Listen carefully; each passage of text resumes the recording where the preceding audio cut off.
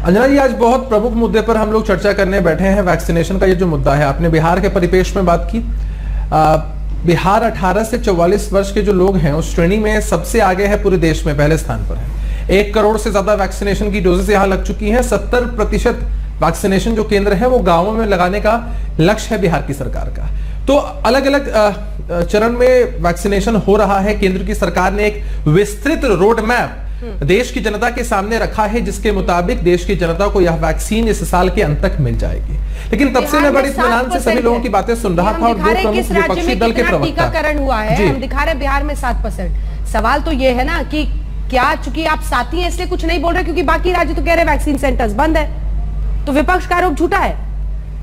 ये देखिए अंजना जी, हम हाय तौबा मचाने में विश्वास नहीं रखते हैं। यहाँ कैबिनेट की बैठक में आदरणीय नीतीश कुमार जी ने 4100 करोड़ रुपए के बजट का अलग से प्रावधान किया था वैक्सीनेशन की खरीद को लेकर।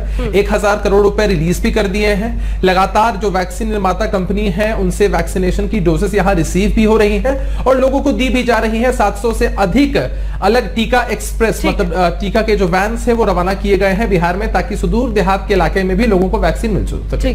वो कह रहे हैं, एक सिंपल सी बात मैं कहना चाहता हूं, दो प्रमुख विपक्षी दल के जो प्रवक्ता हैं यहां मौजूद हैं। और ये लोग तब से वैक्सीनेशन पर हाय तौबा मचा रहे हैं। अनुराग भदौरिया जी ने अपने सांसद महोदय के जो उनका बयान था उससे तो किनारा कर लिया, लेकिन अखिलेश यादव जी ने जब पूरे देश के सामने इसको एक स्पेसिफिक पार्टी की वैक्सीन करार दी थी, या राहुल गांधी जी ने जब इसे एक नौटंकी करार दिया था, क्या इन सारी चीजों को डिफेंड कर सकते हैं? देखिए, विपक्ष के नकारात्मक रवैये की वजह से ही शुरुआत में वैक्सीनेशन पर भ्रम हुआ, वैक्सीनेशन की स्पीड भी कम हुई, जनता भी थोड़ा इससे दूर रही, जिसकी वजह से वैक्सीनेशन की रफ्तार पे फर्क भी पड़ा। यह बात पूरे देश की जनता मानती है। तो अब ये कितना भी कर ले, देखिए इनके अंदर एक पॉलिटिकल 10 सेकंड